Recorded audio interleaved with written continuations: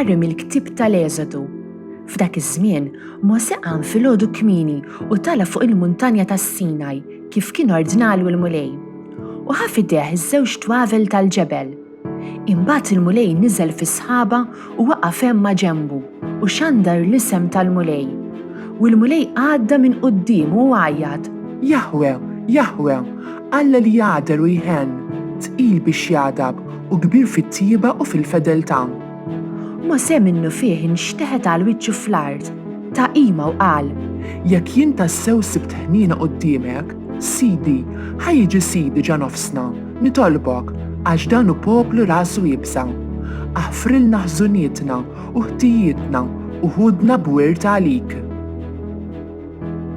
Ta' min ifaħrek u jollik fuq kollox għal dejjem.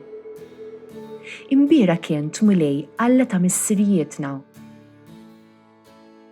Imbira kismek qaddis u msebbaħ. Ta' min ifaħrek u jollik fuq kollox għal dejjem. Imbira kient fit-tempju tas-sebħ imqaddes tiegħek. Ta' min ifaħrek u jollik fuq kollox għal dejjem. Imbirek int fuq it-tron ta' saltnatek. Ta' min ifaħrek u jollik fuq kollox għal dejjem. Imbirek int li qiegħed fuq il-kerubini. Li ħarstek tinfet l-abbissi. Ta' min ifaħrek u jollik fuq kollox għal dejjem. Eluq tat-tieni jittra ta' San Pawla Apostlu lil Korintin. Ħuti, ifirħu, ħabbirku għal perfezzjoni. Isimgħu milli wieħed jgħidilkom. Kunu ta' fehma waħda, żommu s-sliem u Alla tal-imħabba u s-sliem ikun magħkom. Sellmu lil xulxin bewsa qaddisa. Il-qaddisin kollha jsellmulkom. Il-grazzja ta' Sidna Ġesu Kristu, l-imħabba ta' Alla u l-għaqda fl-Ispirtu Santu jkunu magħkom ilkoll. Alleluja, Alleluja. Glorja lill-Missieru lill-Liben u lill-Ispirtu Santu, lill-Alla li hu u li kien u li jgħat irid jiġi. Alleluja, Alleluja.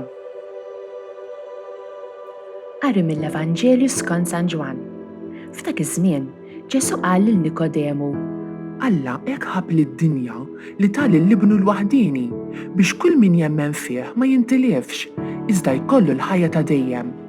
Għax Alla ma bagħatx lill-ibnu fid-dinja biex jagħmel ħaq mid-dinja, imma biex id-dinja ssalva permezz tiegħu.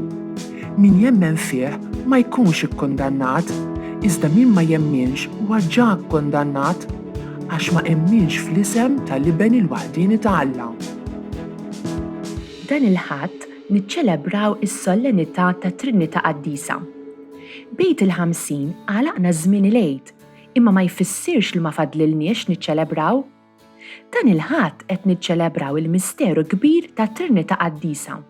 X'inhi t-Trinità? It-Trinità hija l-idea li Alla hu 3 persuni, il-Missier, l-Iben u l-Ispirtu Santu, imma natura waħda, Alla wieħed. Meta ngħidu Alla huwa mħabba, inkunu qed nitkellmu dwar it-Trinità.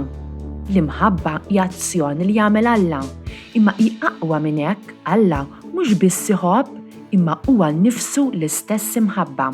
Fejn hemm l-imħabba, hemm xi ħadd li jħobb, xi ħadd li hu maħbub u l-imħabba ta' bejniethom. Alla huwa mħabba, għalhekk u jġib ruħu kif iġġib ruħha l-imħabba. Parti minnu hi xi ħadd li jħobb, Alla l-Missier. Parti minnu hi xi ħadd li hu maħbub, Alla l-Iben. Parti minn Alla hi l-imħabba li jaqsmu bejniethom, l-Ispirtu Santu. U mhux xi supereroj hemm fuq fis-sema bħal allati rrabjati tal-mitoloġija Griega. Alla hu l-aqwa relazzjoni ta' mħabba. Jekk dan hu misteru xi ftit ikkomplikat, allura għaliex dan l-interess kollu fit-Trinità jinteressana għax kulħadd hu maħluq xbija ta' Alla? Aħna nħlaqna parti minn din ir-relazzjoni ta' mħabba. Meta nidimbu u ngħidu le lill-Alla u lill-imħabtu u minflok ngħidu iva għal dak li rridu aħna, nispiċċaw inħossuna ħażin, lubna nħossuhom battala. Dan kollu naraw li ġara fil-bidunet, fil-ġnien tal-Eden.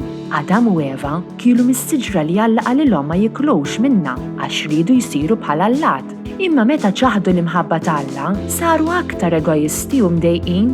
Aħna ma ġejniex maħluqa biex inkunu mdejqin u weħedna. Aħna nħlaqna biex inkunu bħal Alla li jumħabba. Fil-Vanġelu nisimgħu kif Alla jsewwi l-iżbalji tagħna. Alla hekk ħab lid-dinja li tal l-ibnu l-waħdini biex kull min jemmen fih ma jintilifx, iżda jkollu l-ħajja ta' dejjem. Ġesu miet wir xoxta, rebaħ fuq id-dnub u l-mewt biex aħna nkunu f'imħabbtu. Aħna ta' kuljum niftakru u ngħixu din l-imħabba. This Maltese translation was produced in collaboration with the church in Gozo. Don't forget to like, subscribe, and support this channel on Patreon using the link in the description. Thanks for watching.